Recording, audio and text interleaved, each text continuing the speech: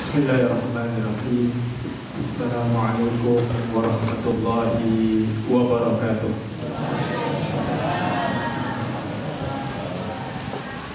Innal hamdalillah nahmaduhu wa nasta'inuhu wa nastaghfiruh wa na'udzu billahi min syururi anfusina wa min sayyiati a'malina. May yahdihillahu fala mudilla lahu wa may yudlil fala hadiya lahu. Asyhadu an la ilaha illallah wahdahu la syarika lahu wa asyhadu anna Muhammadan 'abduhu wa rasuluhu la nabiyya ba'dahu. Allahumma salli wa sallim wa barik ala nabiyyina Muhammadin wa ala alihi wa ashabihi wa man tabi'ahum bi ihsanin ila yaumiddin. Amma ba'du. Allahumma shrah lana sudurana wa yassir lana umurana wa hlul 'uqdatan min alsinatina liyafqahu aqwalana. Allahumma 'allimna 'ala ma jahilna wa dhakkirna 'ala ma nasina. Allahumma anfa'na bima 'allamtana wa 'allimna bima yanfa'una. Allahumma amin, Allahumma amin, summa amma ba'du. Bapak Ibu kaum muslimin wal muslimat, jemaah Masjid Al-Ikhwan yang dirahmati Allah Subhanahu wa taala. Alhamdulillah, segala puji hanya milik Allah Subhanahu wa taala. Sampai pada malam hari ini Allah pertemukan kita di dalam majelis ilmu yang sangat penuh dengan kemuliaan ini, yang penuh dengan keberkahan ini. Mudah-mudahan kita berdoa, bermunajat, berharap kepada Allah, semoga semua amal ibadah yang kita kerjakan di hari ini, mulai sejak kita bangun dari tidur di pagi tadi sampai malam ini, duduk kita dalam Masjid Al-Ikhwan ini, baik ibadah itu yang kecil maupun ibadah yang besar, ibadah lisan, berzikir, baca Quran, ibadah hati, bersyukur, qanaah, merasa cukup dengan apa yang Allah bagi ke kita, lalu ibadah badan, salat dan lain sebagainya. Mudah-mudahan semua ibadah yang kita kerjakan di hari ini itu benar-benar diterima oleh Allah Subhanahu wa ta'ala. Kemudian salawat dan salam kita sampaikan pula kepada Rasul Muhammad sallallahu alaihi wasallam. Allahumma salli wa sallim wa barik ala nabiyyina Muhammad. Bapak Ibu sekalian, yang kita kaji, yang kita bahas pada malam hari ini adalah tentang masalah salat sunat yang bagus untuk kita kerjakan. Apatah lagi sekarang ini kita sedang berada di bulan Ramadan. Tapi bukan bermakna salat-salat sunat ini hanya kita kerjakan di bulan Ramadan saja. Tapi nanti begitu masuk Syawal kita kerjakan juga. Masuk nanti bulan Zulkaidah pun kita laksanakan. Tapi di bulan Ramadan ini biasanya semangat kita lebih besar. Kalau biasanya awak masuk ke dalam masjid sambil menunggu khatib naik mimbar, duduk kita di sini, tak ada tergerak hati kita untuk membuka Al-Quran. Tapi pas bulan Ramadan, semua orang membaca Al-Quran, lalu tergerak pula hati kita untuk membuka Al-Quran itu. Walaupun kawan di samping kadang membaca satu juz, kawan di sebelah kiri membaca 2 juz, yang awak pisah 1 halaman, jadilah. Kadang ada orang 1/2 halaman. Kata Allah, fattaqullaha mastata'tum. Kalau ada ibadah yang mau kalian kerjakan, maka kerjakan ibadah itu sesuai dengan kemampuan yang ada pada diri kalian. Mampu kita 1 halaman, ya 1 halaman. Mampu kita salat duha 2 rakaat, ya 2 rakaat, tidak ada masalah. Karena semua bergantung kepada kemampuan. Ini di mana-mana saya kaji, karena setiap kali saya mengkaji masalah ini, pasti selalu saya temukan banyak jemaah yang masih keliru. Sampai saya ke sini, saya kira tadi Pak saya tersesat, karena saya baru pertama kali sampai di sini, melewati jalan yang sangat sempit sekali. Kemudian ada kuburan di sebelah kiri. Saya kira saya tersesat, mau balik saya lagi. Ada ikut mungkin jalan. Tapi alhamdulillah, pelan saya berjalan ke tempat, tapi pasti nampak masjid. Beginilah masjidnya. Maka mohon maaf kalau saya tadi datang terlambat, sebab saya datang dari Bangkinang.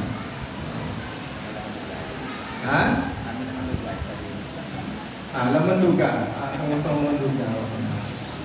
Alhamdulillah. Sudah ini silaturahmi yang pertama, kemudian nanti akan berlanjut di masa-masa yang akan datang insya-Allah.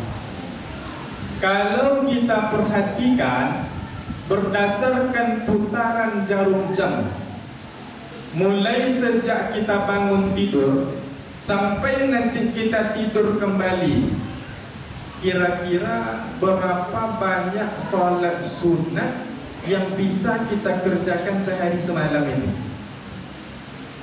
Mulai dari nanti entah itu solat tahajud, lalu lanjut nanti solat witir kalau di luar Ramadan, lalu nanti lanjut solat sunat fajar, ada lagi solat sunat duha, nanti ada solat sunat awabin, ada pula namanya solat sunat rawatib, qabliyah ba'diyah, sebelum zuhur 4 rakaat, setelah zuhur 4 rakaat, sebelum asar 2 rakaat, begitu seterusnya sampai isya.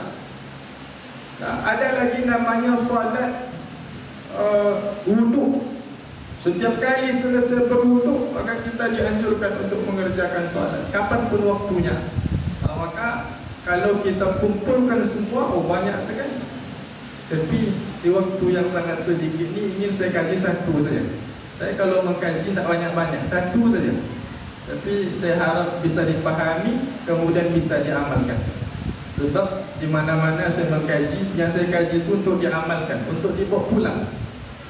Kalau tidak akan dibawa pulang, tak perlu dikaji. Kan begitu. Apa salat sunat yang kita kaji malam ini? Yang kita bahas malam ini adalah tentang masalah salat sunat isyraq.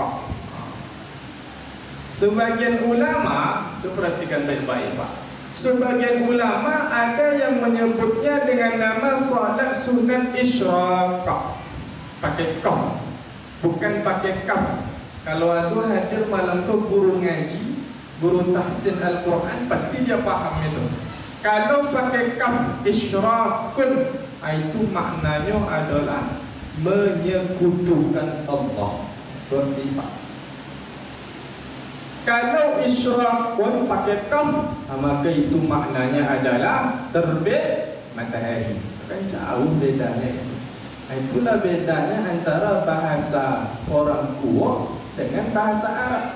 Ada Arab tidak sama. Kau Pulau Jambu nama? Terbaca Jambu di situ. Pulau Jambu. Subhanallah. Satu saja hurufnya berbeda. Berbeda maknanya itu. Makanya imam kita marah dia kalau ada orang yang maju ke depan ini lalu salah dia mengucapkan huruf sirata, ta dibacanya sirata, kan salah itu. Marah dia. Kalau dinasihati imam, jangan pula kita marah, terima saja. Kan macam itu. Sebab ada kata orang dinasihati, ada yang pula dia jauh-jauh. Allahu Akbar.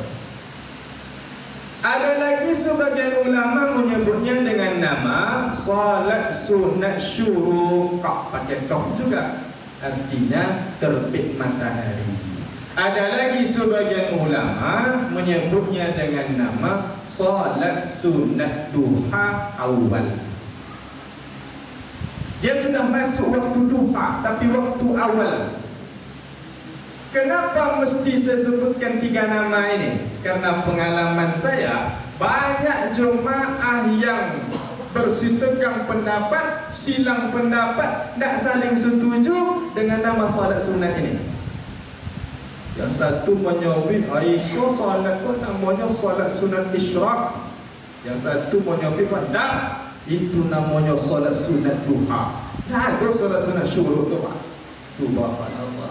Gara-gara masalah nama sampai mereka tidak bertegur sapa.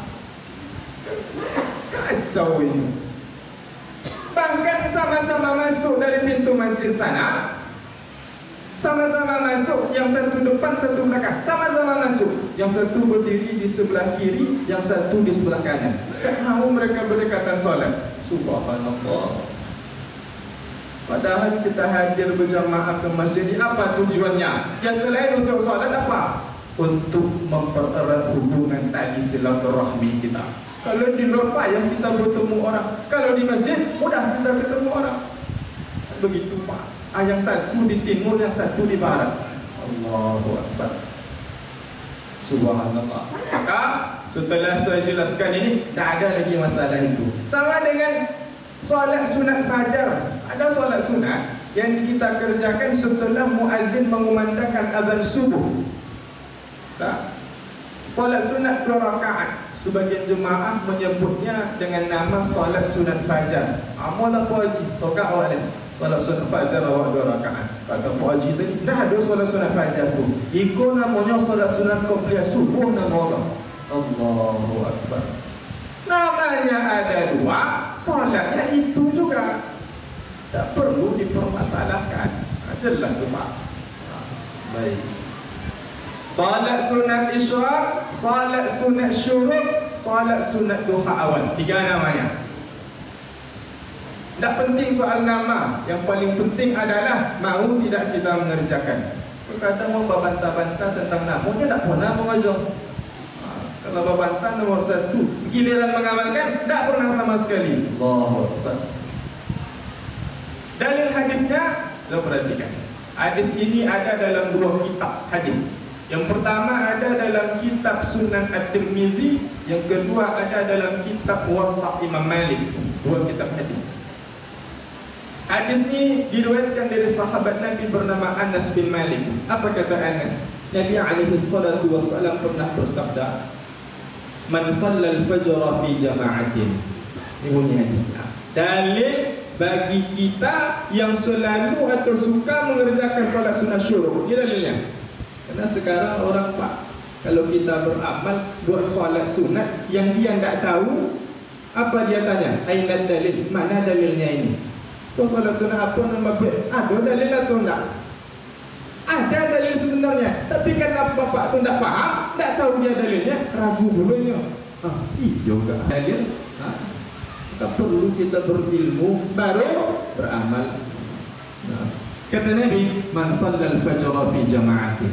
Siapa yang salat subuh berjamaah, dalam hadis ini disebutkan salat subuh fi jama'atin, salat subuhnya itu mesti berjamaah. Jadi tak boleh salat subuh sendiri di rumah, mesti berjamaah kalau ingin salat syuruk. Dan hadis ini nanti sampai ke ujung akan menjelaskan tentang syarat-syarat dan syarat. Kalau syarat ini terpenuhi, baru boleh kita mengerjakan salat syuruk ini. Jadi ada syaratnya Pak. Kalau awak tengok solat duha, macam solat duha, tidak ada syaratnya. Ada waktu wuduk jam 9 pagi, ambil wuduk, bentangkan sajadah, solat duha 2 rakaat. Bangun kita jam 3 malam, ambil wuduk, bentang sajadah, solat tahajud 2, 4, 6, 8 rakaat, terserah. Tak ada batasannya. Tutup dengan witir nanti 1, 3, 5, 7 rakaat, terserah, tak ada masalah. Tapi terkhusus salat sunat syuruk ini ada syaratnya. Jadi tak sembarang. Kenapa mesti ada syarat? Oh ternyata Bapak Ibu sekalian, di ujung hadis nanti Nabi akan menyebutkan pahala bagi orang yang mengerjakan salat syuruk ini besar. Kata para ulama, semakin besar pahala dari sebuah ibadah, semakin besar perjuangan kita untuk melakukan ibadah. Apa contoh Pak? Haji. Haji itu pahalanya apa? Hajjatan mabrurah. Haji yang diterima itu apa balasannya? Surga. Maka kalau ada orang Pak benar yang mengerjakan ibadah haji, meninggal dia di sana, lalu dimakamkan di sana, benar hajinya, ikhlas karena Allah, masuk surga dia. Subhanallah. Tapi usaha untuk berangkat ke sana itu besar. Mengapa banyak orang menabung? 20.000 sehari, 20.000 sehari, 20.000 sehari. Subhanallah, agar bisa sampai ke sana. Kenapa? Karena pahalanya besar. Syarat yang pertama, salat syuruk itu mesti salat subuh berjamaah ke masjid. Yang kedua, summa qa'ada, setelah subuh itu dia nak pulang ke rumah. Ini dia. Tapi tetap duduk dalam masjid Al-Ikhwan ini. Sebagian ulama ada menyebutkan tempat duduk itu tak boleh berpindah-pindah. Jadi kalau Pak Imam pas salat subuh duduknya di depan. Setelah subuh kalau dia ingin syuruk tak boleh pindah. Kalau pindah batal. Asal berpindahnya ke belakang, pulang aja lah. Tak perlu salat syuruk, batal. Habis seulang lagi. Begitu Pak. Tapi pendapat yang paling kuat mengatakan tak begitu. Selagi dia masih dalam masjid maka boleh. Mau sebelah kanan, sebelah kiri, di tengah-tengah, di belakang. Bahkan kalau batal wuduknya, wuduk dia lagi, masuk lagi, boleh. Karena masih dalam kawasan masjid. Itu pendapat yang paling kuat. Jelas itu Pak. Nah, Nabi waktu itu. Masih banyak. Sampai jam 9. Iya aja. Tidak sampai jam 9. Baik. Yazkurullah, dia duduk itu apa yang dia kerjakan? Yazkurullah, dia duduk itu duduk untuk berzikir. Berzikir itu maknanya banyak. Yang pertama ada berzikir itu maknanya mengucapkan subhanallah, walhamdulillah, wala ilaha illallah, wallahu akbar, wala hawla wala quwwata illa billah al-aliyyil azim. Zikir itu. Baca itu setelah subuh, zikir namanya. Atau zikir itu bisa pula maknanya tilawatul Quran, membaca Al-Quran. Zikir juga maknanya. Imam An-Nawawi mengatakan zikir yang paling afdal itu adalah membaca Al-Quran. Atau zikir itu bisa pula bermakna pengurus Masjid Al-Ikhwan setelah salat subuh berjamaah itu membuat program namanya kajian subuh. Kita duduk mendengarkan kajian subuh tadi 30 menit, 60 menit. Itu juga disebut dengan zikir. Jadi zikir itu tidak hanya subhanallah saja, ternyata luas maknanya. Hatta tatlu asyams, sampai terbitnya matahari. Ini dia Pak. Ini poin yang ingin saya sampaikan malam ini. Sampai terbitnya matahari dia baca Quran itu. Jam berapa matahari itu terbit? Matahari itu terbit diperkirakan, kalau tadi terakhir pagi tadi ada di situ. Anda nampak jam 6 lewat 2 boleh. Kalau aku tadi mengisi kajian subuh di Prumnas SMP 2 Bangkina jam 6 lewat 9. Nah, 6.12, 6.9 tidak ada masalah. Tapi yang jadi masalah adalah sebagian jamaah, perhatikan baik Pak, sebagian jamaah ketika 6.12 itu nanti jam 2 akan berbunyi, pertanda matahari sudah terbit di sebelah timur. Kalau sahabat-sahabat Nabi dulu tidak ada jam seperti ini. Mengilaunya dulu ke jendela Masjid Nabawi, tengok ke dulu. Dah terbit matahari atau wala? Kalau wala, maka dipastikan. Kalau kini kan tak ada orang yang mengilau Pak. Cukup mendengarkan itu. Asal berbunyi, pagi sudah terbit. Tapi sebagian jamaah ada yang langsung berdiri mengerjakan salat sunat syuruk 2 rakaat ini pas matahari itu terbit 6.12. Yang menjadi masalah, dan ini poin penting kajian kita malam ini, apa hukum seseorang melakukan salat syuruk 2 rakaat itu pas matahari tadi terbit 6.12? Apa hukumnya? Pertama, Nabi jelas-jelas melarang kita mengerjakan salat apapun, sunat ataupun wajib, di 3 waktu. Jangankan salat lagi Pak, menguburkan jenazah dilarang di 3 waktu ini. Padahal sebenarnya menguburkan jenazah itu hukum asalnya apa? Mesti disegerakan. Tinggal di Pulau Jambu, di Pulau Jambu meninggal